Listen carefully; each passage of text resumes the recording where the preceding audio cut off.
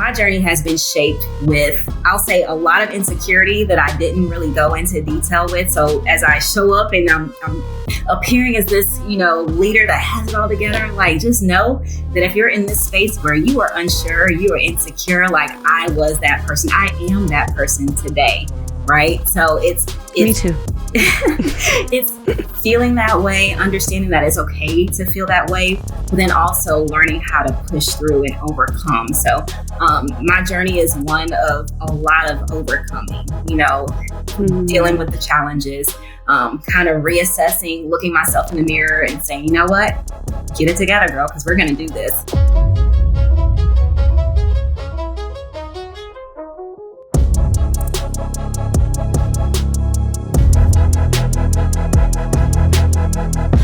Hello and welcome to the Degrees of Success podcast. I'm your host, Frida Richards, and today we have an incredible guest, Miss Shantavia Webb. Miss Shantavia, please introduce yourself and let us know who you are and what your mission is more about.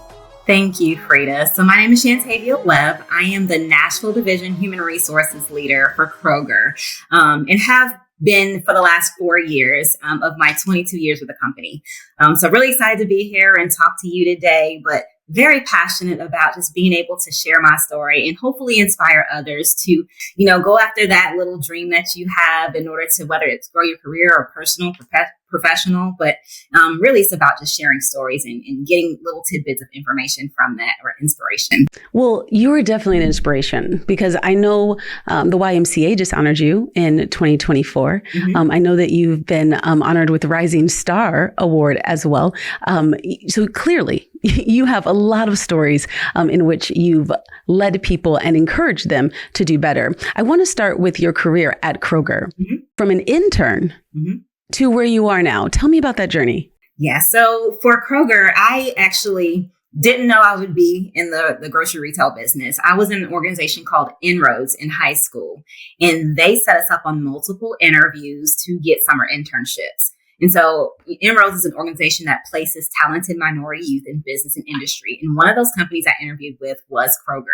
And so I interviewed, they gave me an opportunity to be an intern, and that internship has now lasted 22 years. Wow. And at Kroger, we always talk about come for a job, stay for a career. And that was absolutely what I did at Kroger. Because if you were to ask me, back then, if I would be here 22 years later, I'd probably tell you no. I'd probably go on and say I was doing something else. But I really fell in love with the company, but then also with the people within the company is really what made me stay. So this is from high school. So you've gone through your educational journey, but all while being employed by Kroger. So I was in college. It was my the summer before my sophomore year of college is when I started with Kroger. So started at 19 years old and, graduated from college and became an assistant store leader because I went through their management training program at that same time. And then just kind of grew from there, assistant store leader. Then I became a store leader. And then I eventually transitioned into HR. And I've just been able to do several positions within HR under the Kroger umbrella. So it's one of those situations where when you get with a company that offers so many opportunities to people, it feels like I start a new career probably every 2.5 to 3 years, but it's all under the Kroger umbrella, which, when you tell somebody you've been with anything 22 years, they're like, really? Like you've stayed with a company? But I feel like it hasn't been that long because I've just always been able to do something different. Like, again, every 2.5, 3. This is probably the longest I think I've been in a position as a division HR leader and at 4 years in this particular role.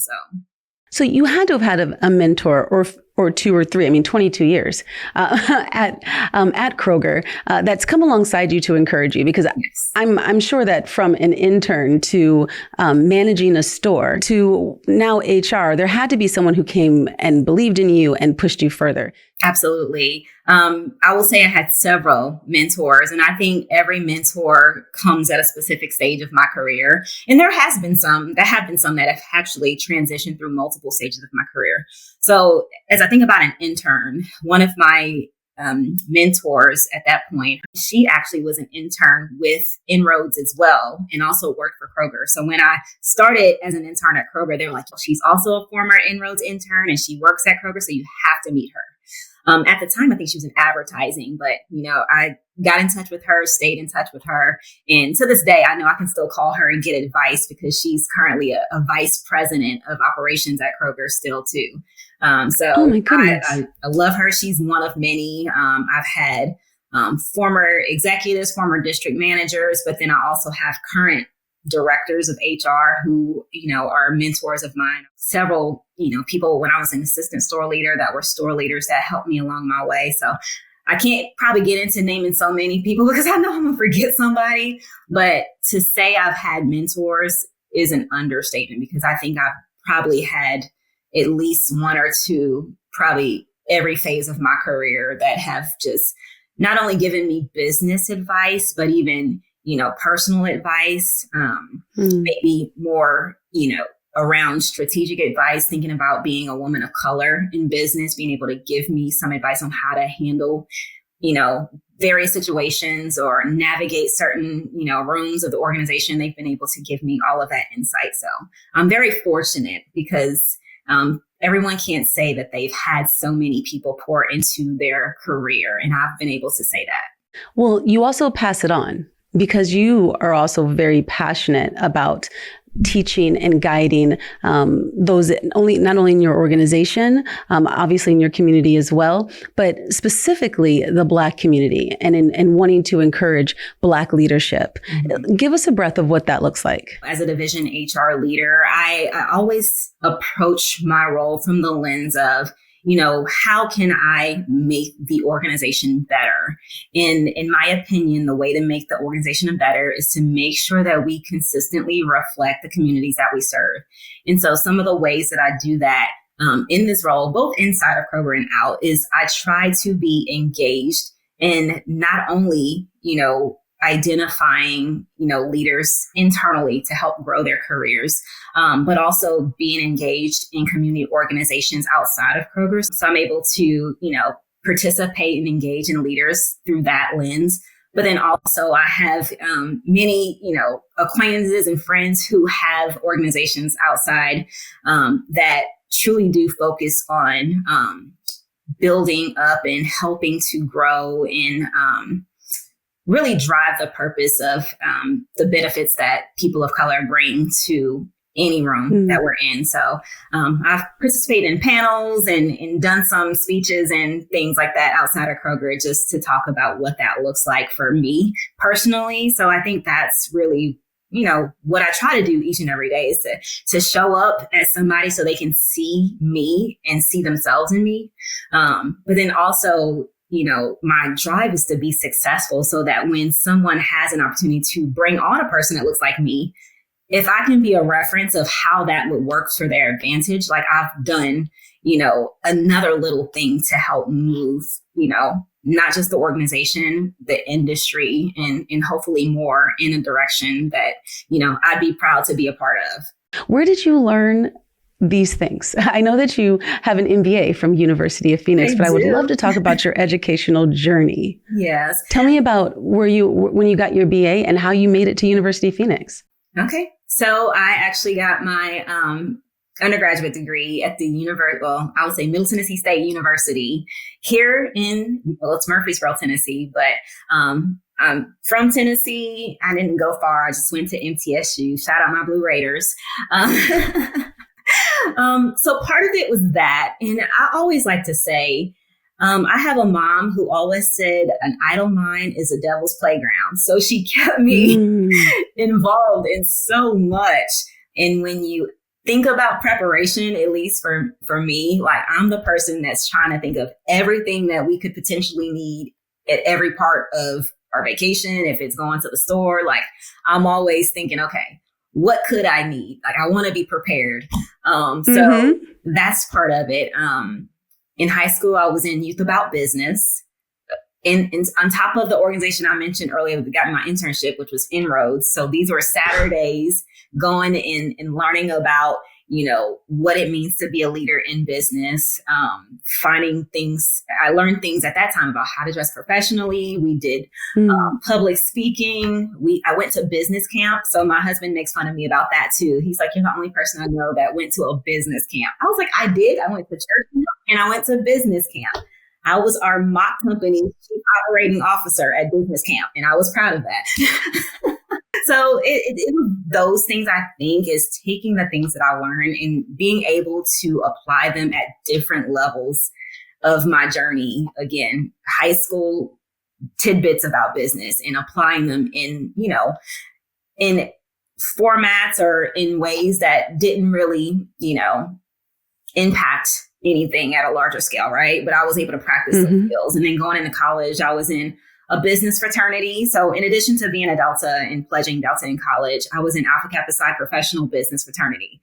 So again, taking on some of those responsibilities and being in rooms where we acted, or not acted, but really, we're able to, again, take the things that we've learned and apply them in spaces that we could, fail if we needed to, but then learn along the way. Right. So, and being on top of that, having my internship with Kroger. So it's just like, to make a long story short, where I learned it is a little bit of everywhere, but gradual over time with a lot of practice and a lot of small roles that probably led me to, which is probably now my greatest responsibility, being a division HR leader at Kroger. Absolutely. Absolutely. Now, when you received your MBA, had you already started your greatest adventure? No, I did not. So I'll tell you this, my MBA took a lot longer than it should have. And the reason why is because I am somebody that likes to give 100% to everything that I do. And so I was working full time the entire time I was pursuing my MBA. So I would start it, and then I get so entrenched in work that I'd stop. And then I pick it up later. I get a little more done, and then I stop. And so I probably started it as a store leader. So I was, managed a store for Kroger for a few years. Did it, was there working long hours, trying to put 1,000% into something, making sure that we ever get the results. So stopped, picked it up again when I moved to Kentucky as a district HR leader. Did that for some time. And then I finished it still in Louisville, but I was in more of a special assignment position where I had more of a structured work schedule, because retail management, you're working weekends, you're working holidays, you're working nights, you're doing all the things. And it's as much flexibility as the University of Phoenix provided me. I think it was more me personally wanting to make sure that I was able to invest the time in both spaces that I needed to be successful. So by the time I finished it in 2015 is when I finished my MBA. Like I said, it had been a few years of, pursuing it, but delayed, not denied. And so it was done. Yes. Yes. I love that you said that. Delayed, but not denied. Right. So what was the totality of time? How long did it take? I say it probably took 4 years to get that degree ultimately. But it sounds like you just wanted to give it 100%. I did. And so, it's never a situation where I stopped because my grades slipped. It was before I felt like they would, I'm like, okay, let me just take a pause and then pick it up when I feel like I can dedicate more time to giving it what I needed to get. And I actually, during that process, did a couple different formats too. So I started doing 100% virtual. And then by the time I finished it, I was doing kind of a hybrid, going to a campus in Louisville, Kentucky, and then doing something virtual. So I kind of got the full experience. The full realm of it all. Yes. As an HR professional, would you suggest higher education in this environment? Yeah. I mean, it's funny. I've had this conversation with my sister-in-law, because she too also got her degree from the University of Phoenix. And so she and I, we had a lot of that conversation. And so my answer is a little bit twofold. I said, you have to know going into it what you want to get out of pursuing higher education. Depending on the company that you intend to work for, depending on the position that you are aiming to achieve one day, it may or may not be for you. But I do think that if you go into the experience understanding what you want to get out of it, I think that has to be, what dictates whether or not it's necessary for me, and I've told this story to people within Kroger, so it's not a surprise, but I remember being an intern and telling someone who was in a higher position at the time that I wanted to pursue my MBA at some point. And I remember him looking at me and saying, why? You don't need it to get promoted at Kroger. And so it was a little bit discouraging then, but the more I thought about it, I was like, you know what? If I'm going to get it, it's not for Kroger, it's for me. And so I think that's the mentality you have to have, because obviously today more people have MBAs than, 20 years ago when I started with Kroger, right? Right. So it's a little bit more common than it was back then. But even still, since I've been at Kroger, no one's ever really asked me, for my master's or said it was, a condition of employment for me to get promoted. But I do think that experience for me helped to shake some of my strategic thought that has prepared me for positions such as the one I'm in today. And so again, to make a long story short, I think the decision on whether or not it's necessary is personal. I don't think that anybody can tell you if it's necessary unless it's something specific that is about the specific job that you're pursuing. So you think about the job you're trying to pursue if it's necessary. But outside of that, it's a personal decision whether or not it's necessary. And I think that if you feel like it's necessary, then it's necessary. So you should absolutely pursue that higher education. And don't let anybody discourage you against it if it's something that you feel like would make you ultimately better personally. I actually had a conversation with one of my team members earlier today, and she had called me to tell me that she just finished her SHRM test and she was excited and told me like how she scored. And she was like, the more I studied for that, the more I realized that that's why you do what you do. She's talking about me. She's like, that's why you do what you do. And I was like, well, I'm glad you saw that. But it's not like I'm thinking about, oh, let me do this by the book. Or it's just naturally, how I lead and how I show up is a direct reflection of just who I am as a person. And that's one of the things I think that I've learned the most in my 22 years is the more I lean into who I am authentically and not trying to be the stereotypical, what I think a leader should be, the more people relate to me, the more people, are willing to work over and above for me, the more people respect me as a leader because people are smart. People can tell when you're putting on airs and they can tell when you are trying to be somebody that you're not. So that's just always been my goal as a leader is to, show up authentically and give people the space to feel like they can show up the same way. And that's, I feel like has been, I'll say the special sauce of my personal leadership journey is giving people the space to be themselves, but then, sharing enough of me because I have an HR lens too. So sharing enough of who I am where it doesn't cross any, personal, professional kind of boundaries, but sharing enough to where they know that I'm genuine and that I do truly care about them, both inside and outside of Kroger. One, AI in resumes. How are you all dealing with that? You absolutely can use AI to create the most dynamic resume you could have ever imagined. And while that's fine and good, and, people may or may not be able to tell, I always tell people that, one, you have to be able to back up everything that's on your resume, because even if you get your foot in the door, it's going to be a short journey. You'll get in and very quickly be removed if you are unable to back up all the wonderful things that AI has put in a resume for you, right? So that's the first thing. When I think about what we call internal talent, and so talent that currently works for Kroger, but are trying to get that next promotion. The thing that anybody who works for me hears me say is every day is an interview. And it's something that has that was told to me by a former district manager when he promoted me to store leader. As at the time I was an ASL, I interviewed for the store leader position. I tell people he fell asleep in my interview, but I got the job. What? So when I questioned him, I'm like, I'm pretty sure you went to sleep in my interview. So, can I ask why me? Is really what it was. It was like, why me? Like, why did I get this over anybody else you could have interviewed and I felt like I bored you to death. And the thing he came back to me with is, did it ever occur to you that every day is an interview? So while this is a moment in time and you can put your best foot forward or not put your best foot forward, I've had the opportunity to see you in the store, on the sales floor, engaging with people in real time. And so I already knew what you were capable of before you stepped foot in this formal interview session.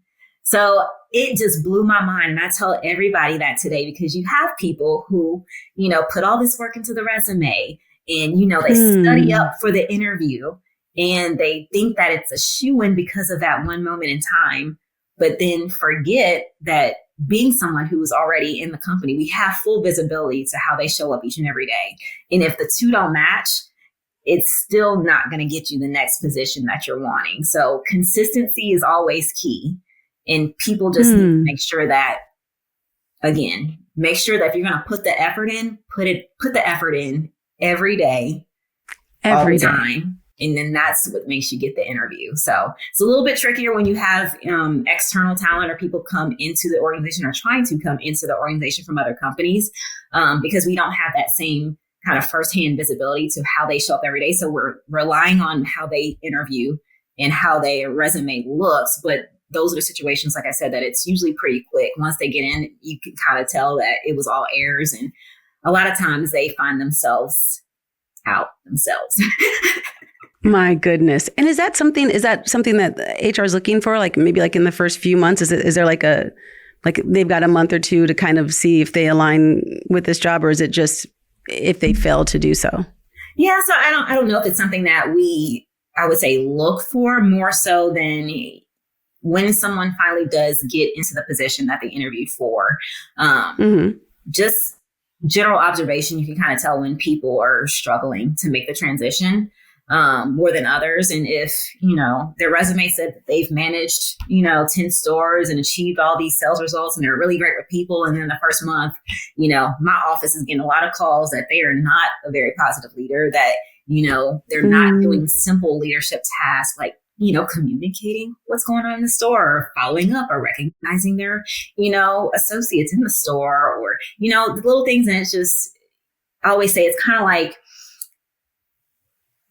making a resume look good for an interview. That's just a thin layer of oil. And as soon as you get in the water, all that oil is going to rise. It's going to separate.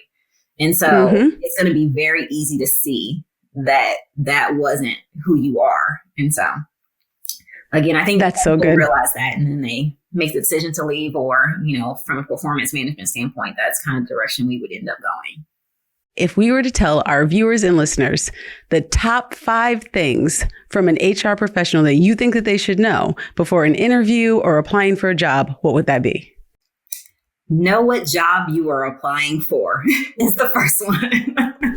Good.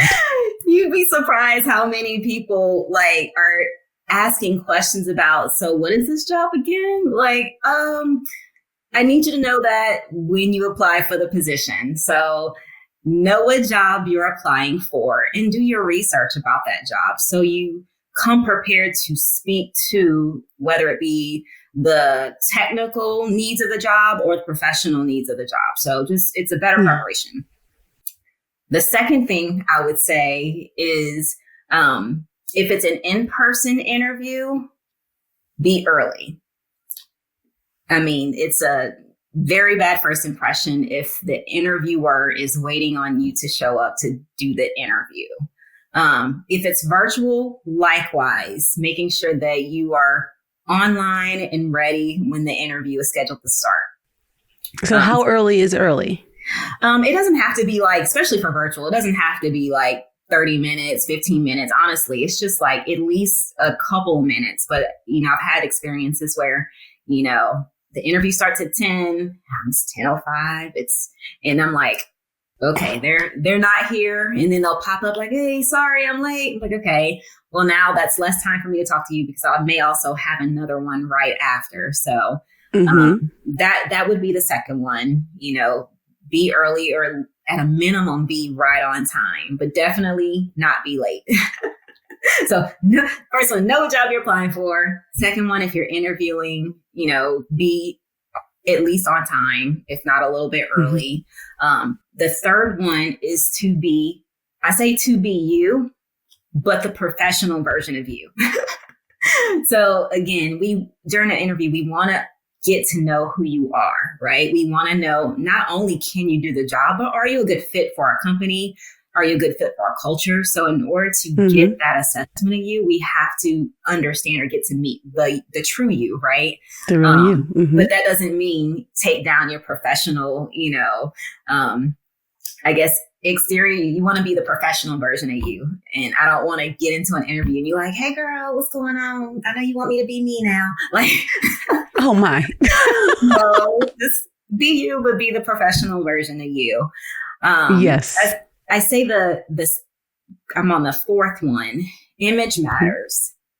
And when I say image matters, it's not just the physical image, because I'm someone who very much so feels like you're a reflection of the company. So if we choose to hire you, what reflection are you going to give to others about Kroger?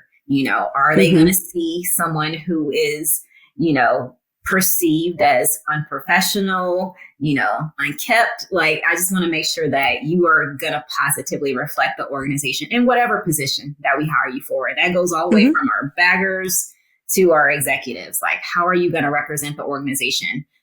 So image matters when you show up to an interview, making sure that you're groomed, you're dressed for the job that you are applying for. So if we are interviewing for a managerial position, I would expect you to show up to the interview dressed like a manager.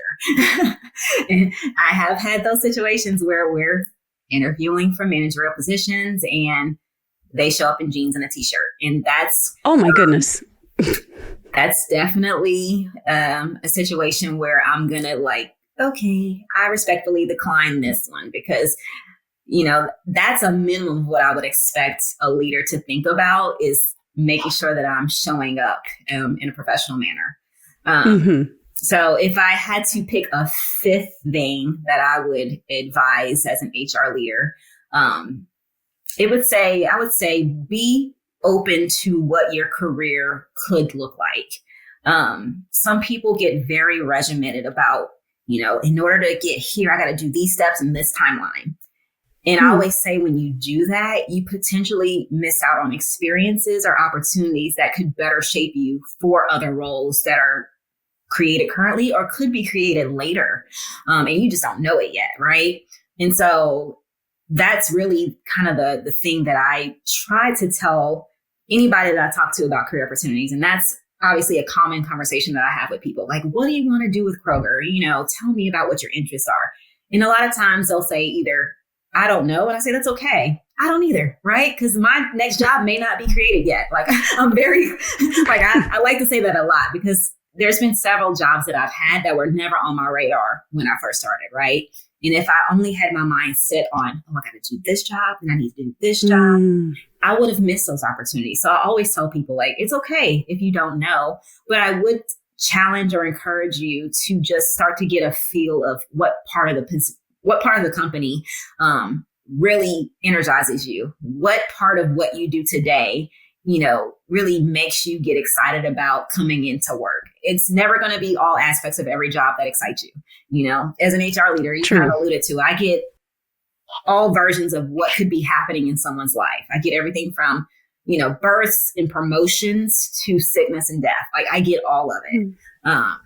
But there's parts of the job that absolutely, inspire me. And those are the things that I try to keep kind of top of mind. So when I'm looking for the next opportunity, it's how much more influence will I be able to have in this part of the job that I absolutely love? And that's the job I want. So that's what I would say. It's don't narrow your focus on what your career could look like, because it could look completely different, but that could also be better than what you even imagined your career to be. So I would say those are my 5 HR tips. If there's anything you want to make sure that before we end today, that you share with our listeners and viewers, what would that be? If I had to say one thing that I want the listeners to take away from this podcast specifically, and a little bit of my journey, is just that my journey has been shaped with I'll say a lot of insecurity that I didn't really go into detail with. So as I show up and I'm appearing as this, leader that has it all together, like, just know that if you're in this space where you are unsure, you are insecure, like I was that person, I am that person today. Right. So it's me too. It's feeling that way, understanding that it's okay to feel that way, but then also learning how to push through and overcome. So my journey is one of a lot of overcoming, dealing with the challenges, kind of reassessing, looking myself in the mirror and saying, you know what?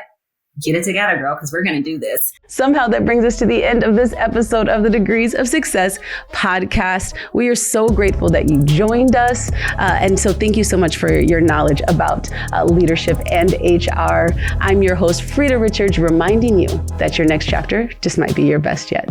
See you soon.